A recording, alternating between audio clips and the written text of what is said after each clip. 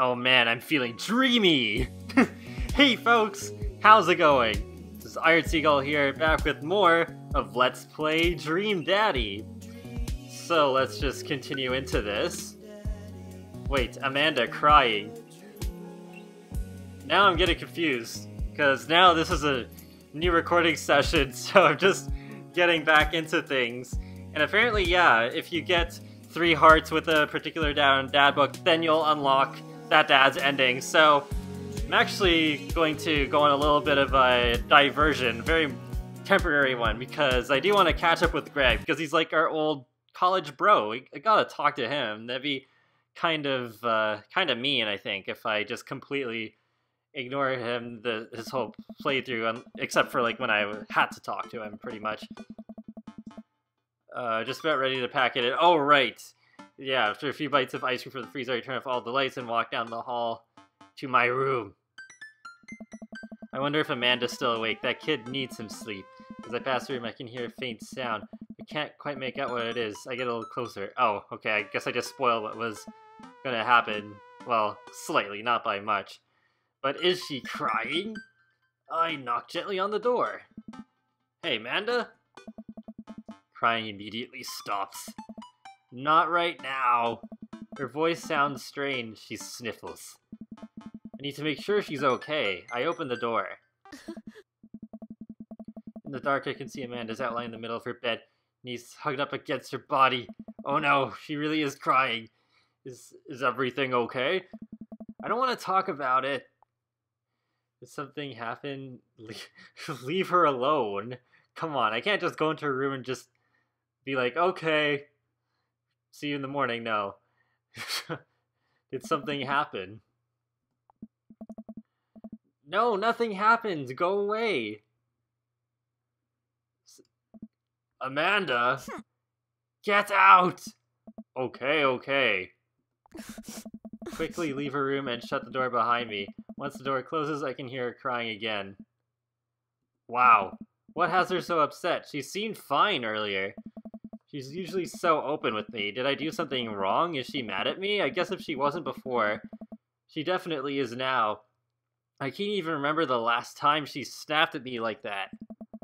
I have a hard time falling asleep, but when I finally do, I'm still thinking about Amanda. After a long night of very little sleep, I roll out of bed and make myself a pot of coffee. Amanda should be up for school soon. Maybe she'll be willing to talk about whatever's bothering her. I doubt it, but about 10 minutes before she's supposed to leave, Amanda comes out of her room and makes a beeline for the freezer. Morning, Amanda. Morning. She drops a frozen waffle into the toaster and slams the freezer door. She won't look at me. Yikes. So, anything big going on at school today? No. Okay. Do you need a ride to school? No. Want some coffee? Amanda pulls the toaster lever up and takes her still freezer-burned waffle out before it's finished cooking. Have to go. Amanda picks up her bag and storms out. Oh, okay. I haven't seen her act like this in a long time. It's usually short-lived, but it always hurts. Hopefully this blows over and things are back to normal soon. I sit back at the kitchen table and look at a picture of Amanda and I hanging on a wall. In it, I'm teaching her to ride a bike. Her face is a mixture of excitement and pure, unadulterated fear. I remember how determined she was. Every time she would fall off and scrape her knees, she would get up and try it again. Finally, I had to stop her because she was bleeding everywhere. Then she started to cry because she didn't think she needed bandages and wanted to keep trying. As I put the bike away, she stood in the middle of the street and screamed.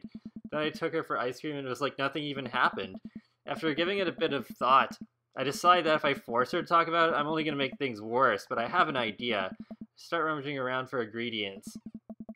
I hear Amanda walk in the door. Instead of heading for the kitchen like she usually does, she makes a beeline to her room. She's clearly trying to avoid me. Hey, Pumpkin? What? Can you come here for a sec? There's a moment of silence. Yeah. I wanted to say sorry about last night. I'm just worried about you, kiddo. I get scared when I know something's wrong, and I get even more scared when I feel like I can't do anything about it. Dad, So, just whatever it is, and you don't have to tell me if you don't want to, but whatever it is, just know that you have a dad in your corner who wants you to be happy. Honey, I'm bad with words, so I was hoping I could speak a language we both understand. I pull a cake out of the refrigerator and place it on the table. Hopefully the frosting is set by now. Ta-da! Dad, it took me a really long time because I ran out of red frosting somewhere around SAD and had to start over and... This is beautiful. It's strawberry. Amanda gives me a big ol' hug. I grab some plates and forks and service up some delicious cake. So, it's really stupid. What is? This whole thing. I know I've been really weird lately. And there's just... I don't even know how to explain it. I feel like I might have to make you a chart. I'm listening. Do you want me to take note? I guess I should start from the top. So you know how Emma R's going to that fancy art school in California, right? Emma R. Oh no. Frick, I already forget. Wait, isn't Emma P her best friend? I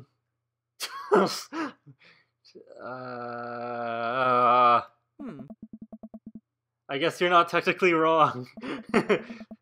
It's good to have fallbacks like that one. Anyways, ever since she got the acceptance letter, I've been feeling like she's drifting away, you know? And she's been spending a lot more time with Grace and Emma P. I just thought it was all in my head for a while, but then I found out from Rosie M that both of the Emmas, Grace and Noah, all went to a party at Mackenzie F's on the same night. They all told me they were busy studying for the Calc AB final. Yikes. Oh. So, another important piece of information is... God, this is embarrassing. I, have a crush on Noah and, oh, wow. So, Lance was actually right about this? That's a thing. What? Whoa. I had no idea. I definitely didn't know that. Okay. You're a bad liar. So, are you? I learned from the worst. Anyways, so the only person I told about the crush was Emma R, and she promised not to tell anybody. I didn't confront them about the party thing because I didn't want to start drama, so I just keep quiet and keep going about my business. Amanda sighs. And then one day, I invite everybody out to get nachos at the mall, and after not texting me back for like 2 hours, even though none of them ever put their phones down for more than 60 seconds, they all say they're busy, like, simultaneously. So I tell them, never mind, I'll just eat nachos at home, right? But we were out of chips, and I really, really wanted nachos. Totally understandable. Aww. So I go to the mall anyway. I get to the food court, and who do I see there but Grace, Emma P, Emma R, and Noah, all hanging out together and eating nachos without me. What? It gets better. I'm standing by the escalators watching them, and I realize that Noah has his arm around Emma R, which is kind of weird, right? But then they kiss! No! Yes, I know. So I storm over there and I'm like, hey! And Grace drops a nacho on her shirt because of course she does. And Emma R just like glares at me. Grace, nothing is coming up. I don't know who that is. Grace is the... Oh my god. No, I'm just wanting to listen, okay? Gossipy one? Got this. You got this, okay. Got this, Sonic. I know! Grace is the one nobody really likes. Or I guess that's me now. But anyway, nobody will say anything, and I'm just like, you guys suck, which I realize is not the most eloquent to say, but I was very angry and really embarrassed, and I just wanted to get out of there. So I left. Without nachos, might I add, which only further contributed to the shitty day, and immediately drafted a super long text to the group chat asking them why they've been so weird. And I wrote another one to Emma R asking how long the Noah thing's been going on, and sorry, I know that's a lot. You still following? Oh, confused. I think I understand. I'll say this one because I want to have her know that I'm listening and not just be like, oh, what's MR say? So it's okay. You're trying. So what happens next? Oh, okay. Get a load of this. Emma R says, you know what? Let me just read it to you. Amanda pulls out her phone and reads word for word an arduously long string of text messages. Can you believe that? I cannot believe that, whatever it was. I'm sure it was atrocious. I care so much about Amanda's social life and mental well-being, but man, I do not understand what she's talking about. This is all beyond me, but I'm trying my hardest to be supportive. They were dating in secret for like months. So I told her that she's being a really terrible friend, and she's like, well, if you think I'm so terrible, then just stop being my friend. And I was like, okay, and then she left on me. Read, and then... Oh, she left me on read. Yeah, I know what she's talking about. Wait, left me on read? What's that? Oh, like, she saw my message and didn't reply. And I know because there are read receipts. I don't know what read receipts are, but I'm just gonna nod and pretend I understand. Gotcha. So while this is all happening, I'm talking to Emma P about how mad I am because she's at least being kind of reasonable. And I'm venting to her about how pissed I am at everybody and stuff. And then, out of nowhere, Noah texts me and is like, how could you say that about me? And I'm like, say what about you? And he tells me that Emma P sent screenshots of everything I told her to the group chat that I got kicked out of. Alright, I think you lost me at screenshots, but that definitely sounds bad. There's so much more, but honestly, it's all just really stupid teenager stuff. The bottom line is that everybody dropped me, half of my grade hates me, and now I have no friends. Amanda, I'm so sorry. I almost expected it from everybody else, but Emma R's been there since Dad died. I can't believe she would just stab me in the back like that. I'm not even mad that she's dating Noah. I'm just upset that she lied to me about it for so long. Yeah, this really does sound like the typical kind of thing, sadly, that happens in high school. But Amanda stabs at the remnants of her cake. Okay, I take it back. I'm kind of mad she's dating Noah. Like, what did I do wrong? Why did everyone just suddenly decide I'm not cool anymore? Why wasn't I enough? I don't understand. And as mad as I am at everybody, like, I miss them, Dad. Amanda looks so dejected, I almost can't take it. What could I possibly say to help? Anyways, that's it. That's the whole sordid tale. Thanks for listening. Tune in next week for more hot gossip. Wow, even when she's really sad, she's still cracking jokes like a Marvel superhero. Wow. I know, it's pretty dumb. It's not dumb.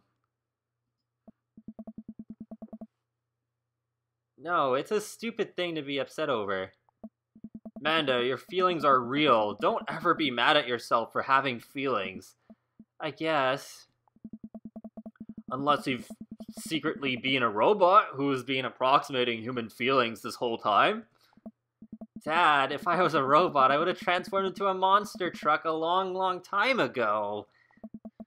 But seriously, I know you probably don't want advice, but I feel like it's my duty as a dad to bestow upon you a few nuggets of fatherly wisdom. Not all friendships last forever. Real friends don't do that. High school sucks. Oh, all of it is true.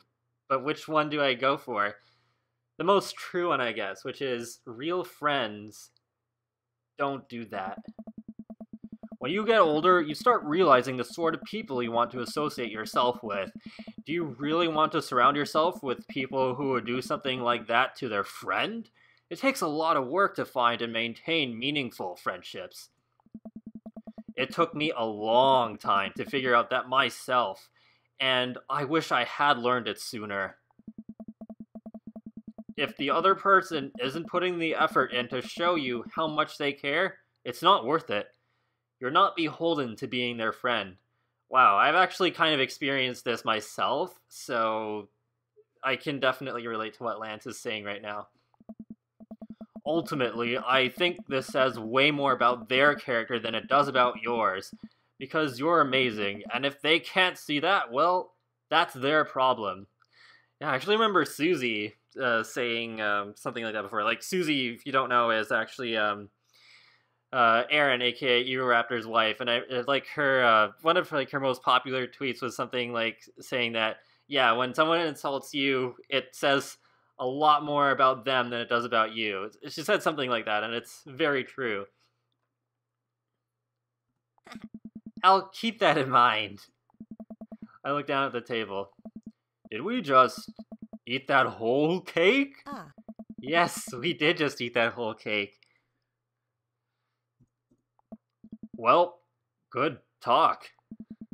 Amanda gets up to go to her room. Before she closes her door, she turns around. Hey, Pops? Yes? Thank you. You are always welcome. Love you, Amanda. I love you too, Dad. I love you too, Dad. Use your hips when throwing. Welcome. You've got dads. Okay. Dad book. Actually, you know what? Oh wait, no, I actually did read everybody's thing already in a previous episode, but you know what? I think this is actually a good spot to end it off, since this was kind of like a deeper, more emotional thing, and I think what we're about to get into now is going to be a lot different, and will probably be fairly lengthy too, since we'll be going like on a date with Craig. At least that's what I'm assuming will happen. But anyways, wow, what an episode, and very relatable stuff. Like, everything Lance said is true. Like, and I've experienced this too, where it's like, yeah, like initially other people can like pretend to be friendly to you, but then in the end they might not actually mean it. They might not really care at all, or they might be using you for something, or they just they might just have like they might initially think that they'll get along with you, but then they aren't interested anymore, and then they have like a bad way of telling you that, like, or just not even telling you at all and just basically ghosting you, like what happened to Amanda, and just be like shunning you and hanging out with everyone except you. So it is reality, unfortunately, and I hope you don't have to experience that. I think most people do, but it's definitely a sad reality, and I'm not really sure what else to say, really. It's rare that I get to talk about serious stuff like this, because I try to like be funny and like brighten up your day and stuff, and be like sarcastic or funny or tweet memes and stuff. But yeah, like this is definitely a different side that you get to hear of me right now, and yeah, just try and not be discouraged, because trust me, there are real people out there. There are real people who will want to be your friend. You may have not just met them yet, or maybe there's someone who used to talk to and maybe fell out of contact for one reason or another, and maybe they'd love to get back in touch with you. But on that note, I will leave this off here. So, I hope you enjoyed this part of Let's Play Dream Daddy, and be sure to leave a like, or a comment, or even subscribe, because it lets me know that you like my channel and my videos, and it helps you keep up to date more easily with the latest content from me. I do videos on The Sims, Sonic the Hedgehog, and more. So I will talk to you all later, and have a great day. Thanks for watching!